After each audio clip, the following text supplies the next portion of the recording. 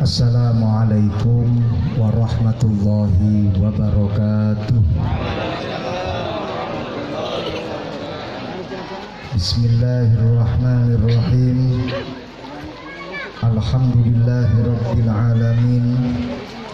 Wa bihi nasta'inu ala umurid dunya waddin. Allahumma sholli wa sallim ala sayyidina wa maulana Muhammadin wa ala alihi wa sahbihi ajma'in. Qala rabbi shrah li sadri wa yassir li amri wahlul 'uqdatam min lisani yafqahu qawli, amma ba'du. Alhamdulillah para rawuh jawah sonten menika. Insyaallah acara menika pinaringan rahmat saking Gusti Allah. Saderenge kula lajengaken jenengan paham basa Jawa napa mboten? Kula penake niki ngomong Jawa napa bahasa Indonesia napa bahasa Jepang? Jepang. Jawa napa bahasa Indonesia? Bahasa Indonesia. Alhamdulillah pada kesempatan kali ini kita disirami hujan oleh Allah Subhanahu wa ta'ala. Kalau katanya orang Jawa, awake dhewe dihudani. Artinya dipun paringi hujan kali Gusti Allah. Kedah ngertos saderenge setiap satu tetes air hujan Allah Subhanahu wa ta'ala itu mengirim satu malaikat. Jadi satu tetes air hujan itu satu malaikat. Malaikat ini diperintah oleh Allah untuk menurunkan hujan dari langit, dikawal oleh malaikat sampai menetes di muka bumi. Setelah malaikat itu mengantarkan tetesan air hujan di muka bumi, malaikat akan naik ke atas. Biar nggak basah laptopnya. Kalau satu air hujan, satu tetes air hujan, niku ada satu malaikat. Satu malaikat menyaksikan kita kumpul di sini dalam rangka untuk pengajian, dalam rangka untuk berzikir kepada Allah. Sekarang berapa banyak tetesan air hujan yang saat ini kita rasakan? Kita tidak bisa menghitung. Ribuan, ratusan ribu, bahkan jutaan tetesan air hujan yang ada pada sore hari ini. Ini artinya adalah banyak sekali malaikat yang ikut hadir di majelis ini menyaksikan kita mengaji. Ketika malaikat itu nanti naik ke atas, malaikat ditanya oleh Allah Subhanahu wa ta'ala, apa yang kau saksikan? Wahai malaikat, aku menyaksikan para hamba-hambamu sedang kumpul mengaji, sedang kumpul berzikir kepada Allah. Apa yang mereka minta wahai para malaikatku? Mereka minta agar dimasukkan ke dalam surgamu ya Allah. Allah kemudian bertanya, apakah mereka tahu surgaku? Dijawab oleh malaikat, bagaimana mereka tahu surgamu ya Allah? Mereka belum mati, mereka masih hidup. Terus bagaimana yang diminta oleh mereka selain mereka mau masuk surgaku? Mereka minta dijauhkan dari nerakamu ya Allah. Apakah mereka tahu bagaimana siksanya nerakaku? Dijawab oleh malaikat, bagaimana mereka tahu ya Allah? Mereka masih hidup. Terus apalagi yang mereka minta wahai para malaikatku? Mereka minta ampunan kepadamu ya Allah. Dijawab oleh Allah Subhanahu wa ta'ala, laqad ghafartu lahum fa'at fa'ataitu ma sa'alu. Laqad ghafartu lahum. Betul apa yang mereka sampaikan di majelis pengajian, mereka minta ampunan kepadaku, maka aku ampuni semua dosa-dosanya. Sehingga di majelis pengajian ini kita minta kepada Allah, berdoa kepada Allah, Allahumma ghfir lana dzunubana wa kaffir 'anna sayyi'atina wa tub 'alaina innaka antat tawwabur rahim. Fa'ataitu ma sa'alu, dan aku akan berikan segala sesuatu yang mereka minta. Ketika di pengajian, jangan sampai kemudian kita tidak berdoa kepada Allah. Setiap pengajian harus ada doa di dalamnya. Entah itu di tengah-tengah pengajian, entah itu di akhir pengajian, harus ada doanya. Karena doa di pengajian ini niscaya doa yang mustajabah. Pada sore hari ini kita doakan bersama-sama, semoga yang numpuk hutangnya segera lunas semua hutang-hutangnya. Kalau saya dengar cara menjawabnya dan cara mengucapkan amin, kelihatannya teman-teman yang dari GP Ansor ini banyak sekali hutangnya. Kita doakan bersama-sama, semoga kita semuanya diberikan rezeki yang melimpah, halalan zahiran wa batinan. Kita semuanya mendapatkan kemudahan di setiap urusan kita.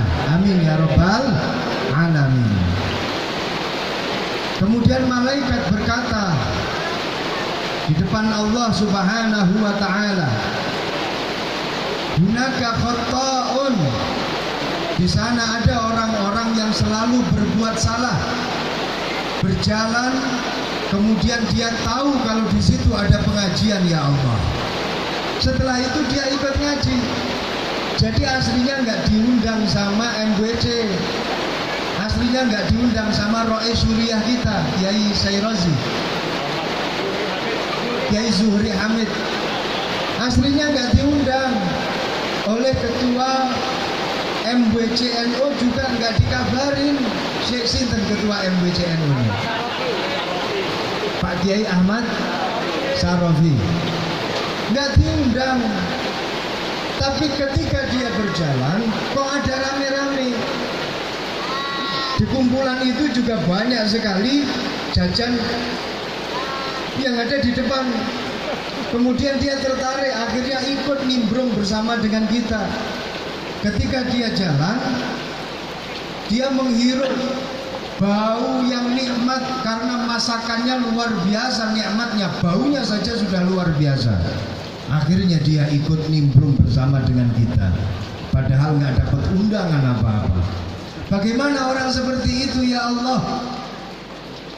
Dijawab oleh Allah Subhanahu wa ta'ala, lahu ghafartu. Untuk dia yang seperti ini, aku ampuni juga dosa-dosanya. Mereka adalah orang-orang yang beruntung bersama dengan orang-orang yang ikut pengajian. Jadi di majelis pengajian seperti ini, jangan sampai terus kemudian kita lupa untuk berdoa kepada Allah Subhanahu wa ta'ala. Ini yang biasanya kita lupa. Orang berangkat pengajian dalam rangka untuk memamerkan kerudung-kerudungnya yang baru. Saya lihat itu ngelirik ke belakang ini, saya lirik ada beberapa kerudung yang cat mereknya masih belum dicopot.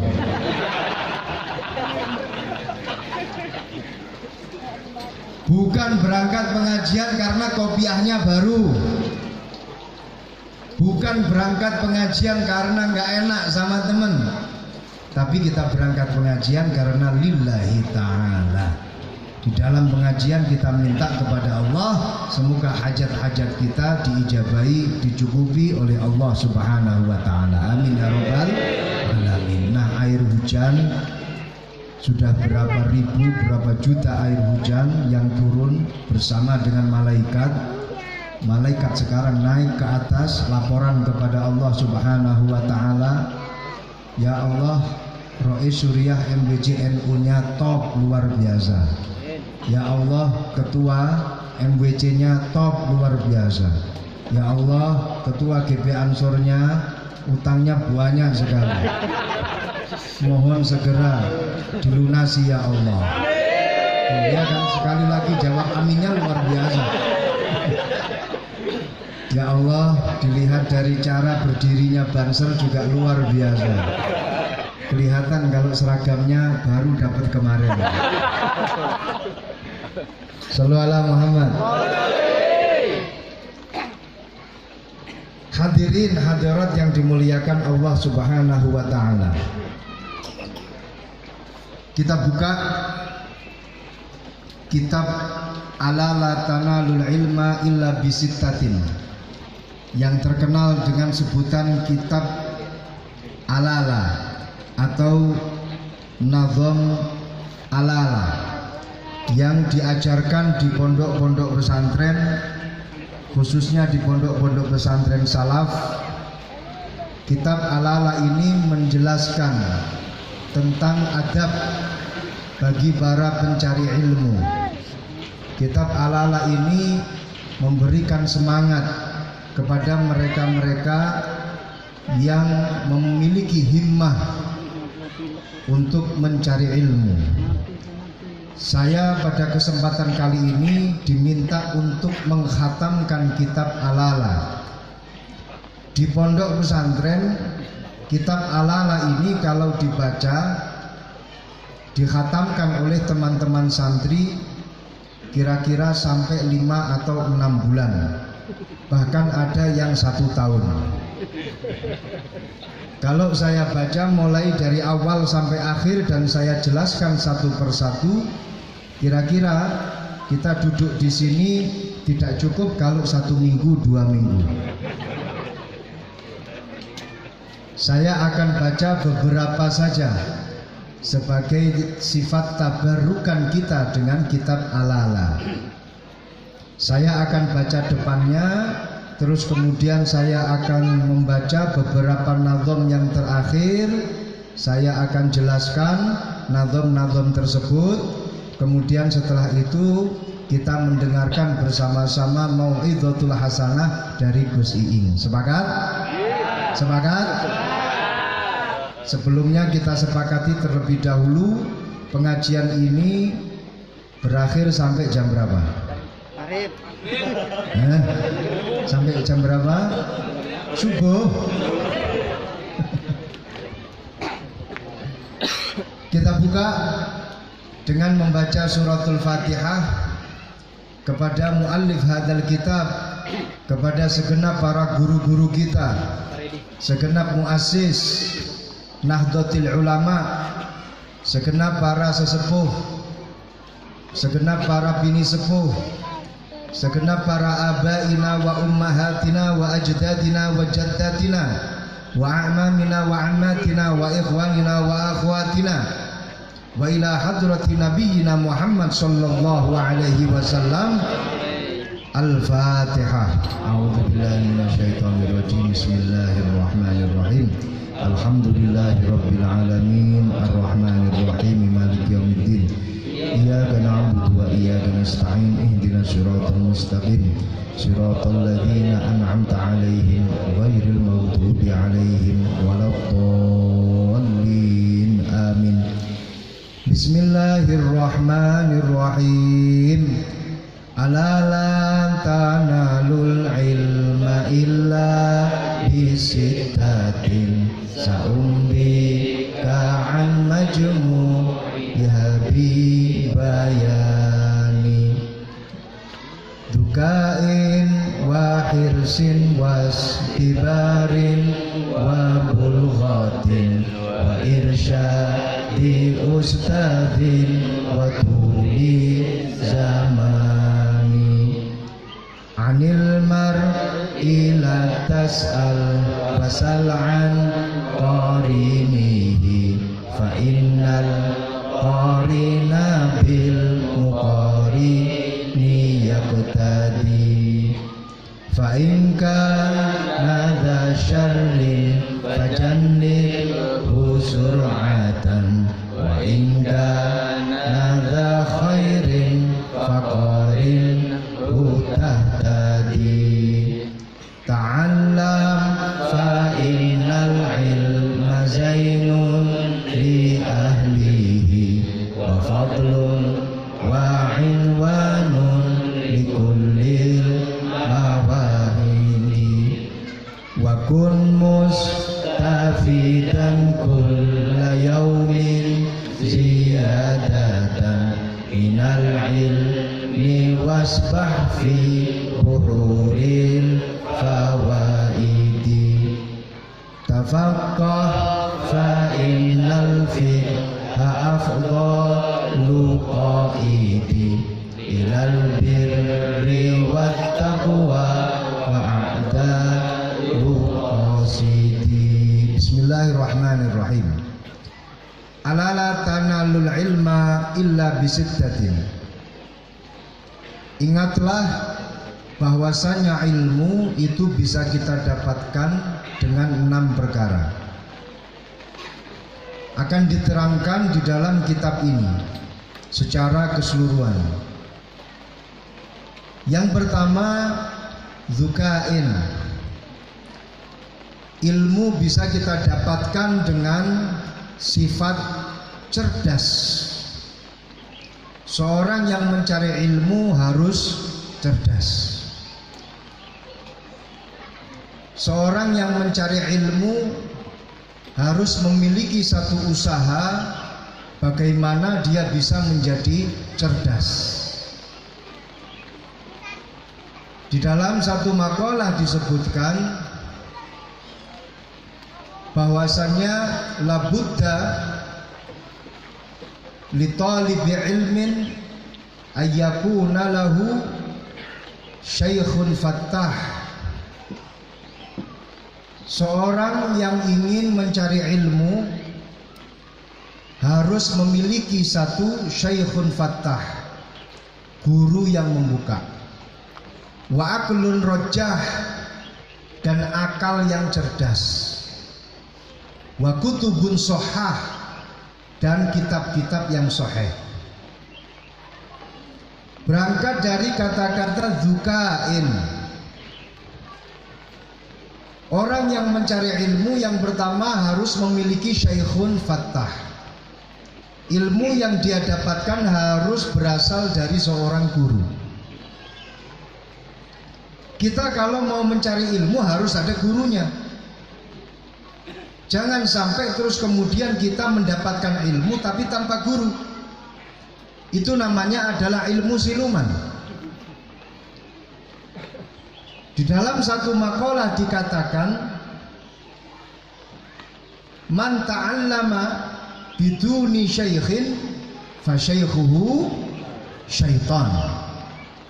Bu, barang siapa yang belajar dia mendapatkan ilmu tanpa seorang guru, maka gurunya adalah syaitan. Kenapa dikatakan seperti ini? Karena hubungan guru dengan murid ini tidak bisa dipisahkan. Ilmu yang didapat oleh seorang murid ini harus betul-betul bisa dipertanggungjawabkan. Sehingga kalau gurunya bagus, maka fa insyaallah ilmunya itu pun juga akan bagus. Jadi ini pentingnya guru.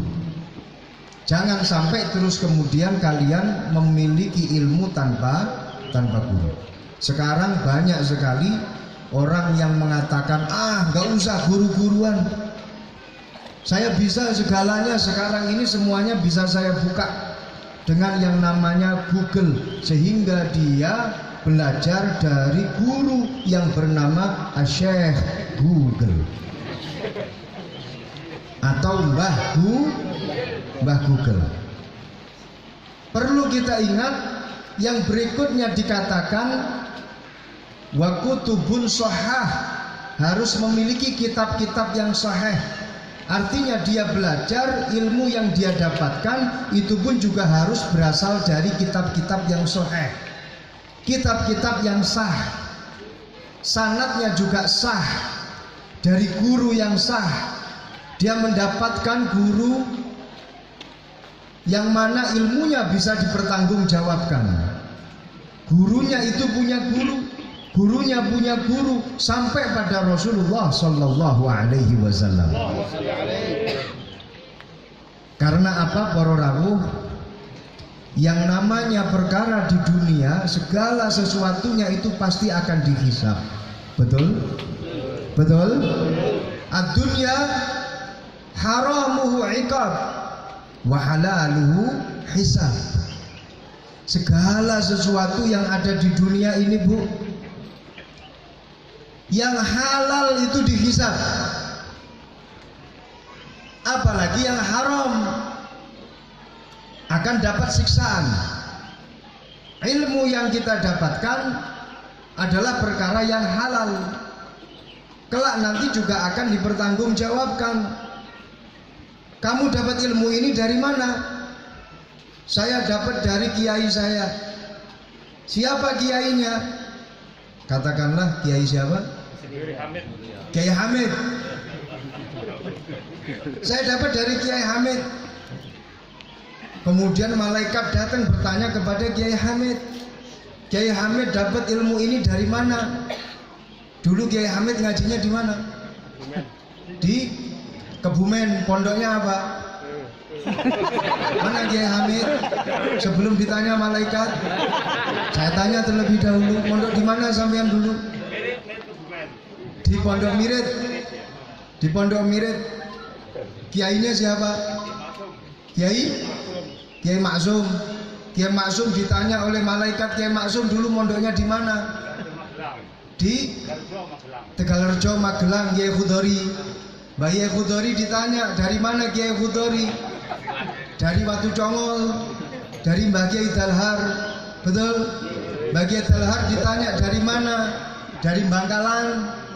Syekhona Khalil Bangkalan. Syekhona Khalil Bangkalan dari mana? Dari Mbah Kiai Nawawi Al-Bantani. Mbah Kiai Nawawi Al-Bantani dari mana? Dari Sayyid Ahmad Zaini Dahlan. Dan begitu seterusnya sampai Rasulullah Sallallahu Alaihi Wasallam. Perkara yang halal besok ditanya Bu oleh malaikat. Sampean walaupun toh di situ satu contoh, minum pakai tangan kanan. Minum pakai tangan kanan ini hukumnya sunnah. Ini perkara yang halal. Angel temen. Ini minum pakai tangan kanan. Saya contohkan, Bismillahirrahmanirrahim. Sebelum minum harus baca Bismillah. Habis minum baca Alhamdulillah. Halal, sunnah. Ditanya oleh malaikat, kamu dulu belajar seperti ini dari mana? Dari Kiai Hamid. Kiai Hamid ditanya oleh malaikat, dari mana kamu minum seperti itu? Dapat dari mana caranya? Dari Kiai Maksum Mirit Kebumen. Kiai Maksum ditanya dari mana? Dari guru saya. Siapa? Mbah Kiai Khudori Tegalrejo. Kiai Khudori Tegalrejo ditanya dari mana? Dari Mbah Kiai Dalhar Watu Congol. Kemudian ditanya lagi dari mana? Dari Mbah Kiai Khalil Bangkalan, dan begitu seterusnya. Sehingga kelak nanti kita di akhirat,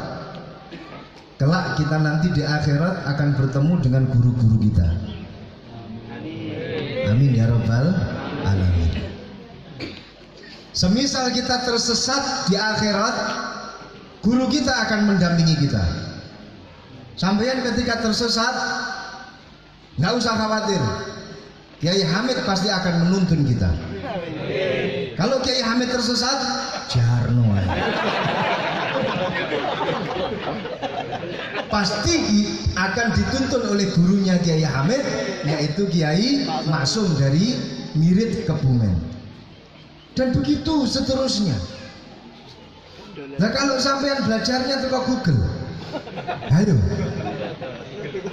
Sampean belajar katanya segala sesuatu bisa diambil dari Google. Cara minum yang baik bisa dari Google. Cara makan yang baik bisa dari Google. Kelak nanti di akhirat kalian tersesat. Google itu dunia maya. Malaikat pun akan mencari di mana alamatnya Google di akhirat. Nggak nemu-nemu kemana-mana.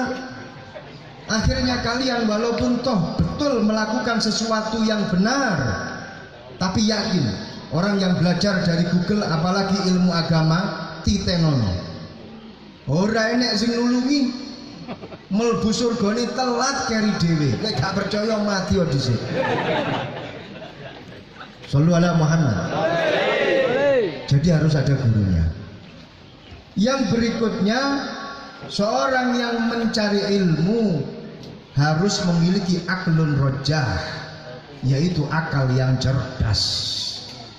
Akal yang cerdas bisa dibuat untuk menjadi cerdas, yang mana awalnya itu tidak begitu cerdas. Kecerdasan bisa kemudian didesain, kecerdasan terus kemudian bisa disetting. Dulu ada seorang ulama yang hampir saja patah semangat dalam mengaji. Namanya Al-Imam Ibnu Hajar. Ibnu Hajar itu artinya adalah anaknya batu. Anaknya batu. Dia dikatakan sebagai anaknya batu karena dia hatinya terbuka karena satu kisah yang terjadi pada sebuah batu. Dia adalah seorang santri, belajar bolak-balik gak melbu-melbu, gak apal-apal. Ala-ala hanya beberapa nazom tapi kemudian gak apal-apal. Satu nazom saja gak apal-apal, diterangkan bolak-balik gak masuk-masuk. Akhirnya dia mau banting setir. Daripada saya ngaji terus gak masuk-masuk, lebih baik saya tak dakwah saja, alias ngidak-ngidak sawah. Mau banting setir. Ketika dia keluar dari pondok pulang menuju ke rumah, dia melihat ada sebuah batu yang terkikis oleh tetesan air. Kemudian dia terbuka pikirannya, dia terbuka hatinya. Batu yang sebegitu kerasnya bisa terkikis dengan tetesan air. Masa otak saya yang seperti ini nggak bisa terkikis dengan ilmu sedikit demi sedikit? Sehingga dia terus semangat, patah semangat lewat, akhirnya dia mulai belajar kembali. Hatinya terbuka karena satu peristiwa yang menimpa kepada sebuah batu. Maka dari itu jangan sampai patah semangat. Imam Syafi'i yang sebegitu hebatnya mengatakan kepada gurunya, syakautu ila waqi'in bisu'i hifdzi. Aku ini curhat kepada guruku namanya Kiai Waqi' tentang hafalanku yang jelek ini. Imam Syafi'i mengatakan hafalannya jelek, padahal beliau ini kalau membaca kitab dibaca halaman yang sebelah kanan, lanjut baca yang sebelah kiri, tapi yang sebelah kanan ditutupi dengan buku, ditutupi dengan lembaran kertas. Temannya berkata, kenapa kau tutupi, itu yang halaman sebelumnya? Jawab Imam Syafi'i, kalau tak buka ini nanti bisa-bisa apa lagi, gitu Imam Syafi'i. Jadi kalau membaca buku 2 halaman, halaman yang satunya ditutup. Kenapa? Karena sekali lihat itu langsung hafal. Ini Imam Syafi'i. Tapi Imam Syafi'i mengatakan, syakautu ila waqi'in bisu'i hifdzi. Aku ini curhat kepada Kiai Waqi' guruku tentang hafalanku yang jelek. Loh, Imam Syafi'i loh, hafalannya seperti itu masih mengatakan hafalannya itu jelek. Kemudian Imam Syafi'i mengatakan, fa'ausani bitarkil ma'azi. Kemudian Kiai Waqi' memberikan wasiat kepadaku untuk meninggalkan maksiat. wa akhbarani bi annal ilma nurun wa nurullahi la yuhda lil asi. Imam Waqi' kemudian memberikan kabar kepadaku bahwasannya ilmu itu adalah cahayanya Allah, dan cahayanya Allah tidak diberikan kepada orang yang bermaksiat. Ilmu itu adalah cahayanya Allah, dan cahayanya Allah ini tidak diberikan kepada orang-orang yang bermaksiat. Kesimpulannya adalah kalau kita ingin cepat paham ilmu, kalau kita ingin cepat hafal ilmu, kalau kita ingin mendapatkan ilmu yang manfaat, kalau kita ingin mendapatkan ilmu yang barokah, maka salah satu kuncinya adalah tinggalkan perbuatan-perbuatan maksiat. Itu Imam Syafi'i kemudian berpikir, apa maksiat yang aku lakukan sehingga hafalanku ini berubah menjadi jelek. Dipikir oleh Imam Syafi'i, ternyata betul, dia tidak sengaja melihat tungkaknya perempuan ketika berjalan. Halo? Dia tanpa sengaja melihat tungkaknya. Apa tungkak bahasa Indonesia nih?